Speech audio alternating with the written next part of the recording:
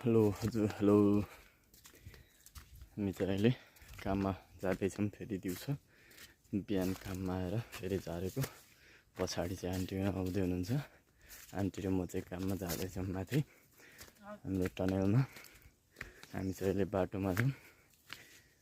आज चाहिँ तिनजनाले ड्याङ बनाएर बिहान अहिले खाना खानु झरेर अनि फेरि एकछिन विश्राम अलिकति गरियो। त्यही भएर अब फेरि काममा लाग्नु पर्नेछ। हाम्रो ड्युटी चाहिँ बिहानको 6 बजेदेखि सुरु हुन्छ। अनि कहिलेकाहीँ अब ड्याङहरू त्यस्तो बनाउने ठुल्ठुलो गाह्रो कामहरू छ भने चाहिँ हामी 12 बजीसम्म गर्छौँ। 12 बजीदेखि फेरि हामी निस्केर 2:30 बजी बस्छौँ। अहिले 2:30 बस्न आँट्यो। त्यही भएर हामी नि काममा अलिकति आज चाहिँ ढिलो हुँदैछ। अहिले बाटोमा त्यसरी जाँदैछौँ काम गर्नु। हामी चाहिँ अलिक आधी बाटो आइसक्यो। अब केही आधी बाटो बाँकी छ। हामी अब पुगेपछि तपाईँहरूलाई बिहान काम गरेको देखाउनेछु। यता चाहिँ बाटोमा हाम्रो बजारको क्वालिटी यता छ। अहिले चाहिँ यहाँको गाईहरू चाहिँ पर बाँधेको छ बाहिर। हामी चाहिँ यसरी जाँदैछौँ।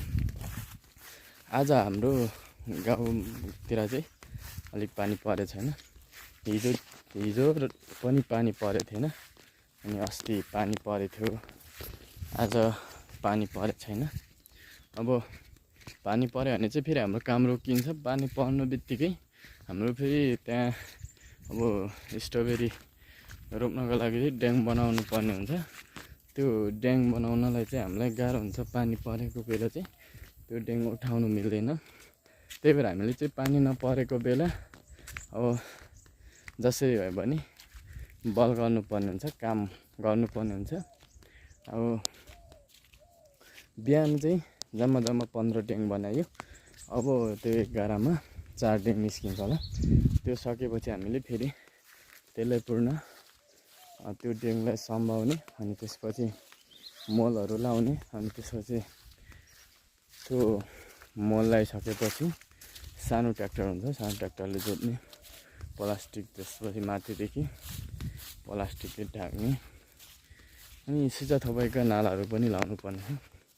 अब आज चाहिँ काका हुनुहुन्न घरमा। अब काका जत्रा जानुभएको छ। अब काका नि बिस्तारै